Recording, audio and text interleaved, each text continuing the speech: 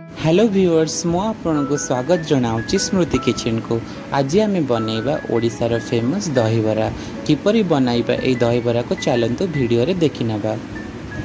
प्रथमे आम नबा बिरी डाली को 2 ରୁ 3 घंटा पर्यंत पानी रे भिजै रखिबा, कारण यह बेटर प्रस्तुत समय बहुत स्मूथ होता है। से आम पानी रे भिजेकी रखा पड़ो।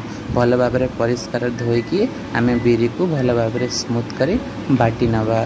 बाटी सारापर आमर बेटरटी प्रस्तुत हो। हल्का स्वाद अनुसार लुण से मिसे ताको हल्का हल्का करी ब्लेंड करी नबा। आपण पाखे जब ब्लेंडर अच्छी आप ब्लेंडर व्यवहार करेंगे, ना चामच माध्यम आपको फेंटी पारे। आपणकर बिरी रे जेतिकी परिमाण रे बिरी नहीं ताठारू अधा परिमाण आप सुजी मिसे ताको हल्का हल्का हल्का करी भल भाव फेंटी नेबे।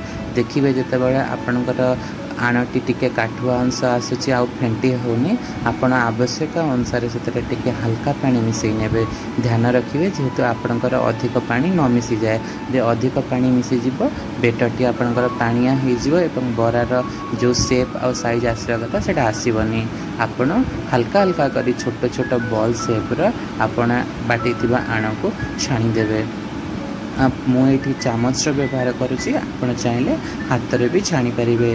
जो आपणकर बराटी हल्का हल्का कलर ब्राउन हो एपट सेपट कर दुई पट साइड को भल भाव ब्राउन कर पानी को छाणी नेबे। दही रे पकाया पूर्व किसी समय को पानी रे भेदे रखिए, नरम होता है आ एक्सेस तेल भी बाहरी जाए।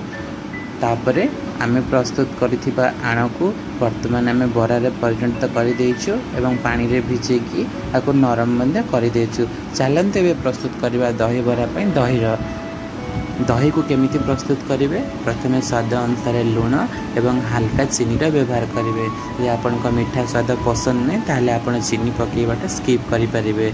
वर्तमान कढ़ाई रे आमे हल्का तेल गरम करी फुटण पाई किछि कंचा लंका, सोरिष एवं भृसुंग पत्र को पकई नवा।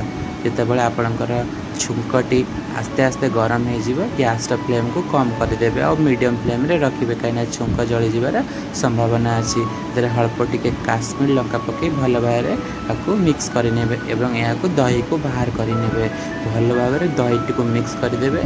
आपड़ बर्तमान देखिपार दही के सुंदर आ कलर पलि आसी भिजई बरा को आपण आनी दही को काढ़ी नेबे एवं भल ताको डीप करें।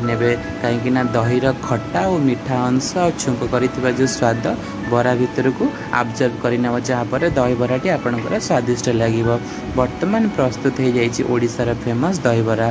आपण कौन ऑकेजन हेले किंबा आपण घर को कई गेस्ट आसी आप सर्व करें।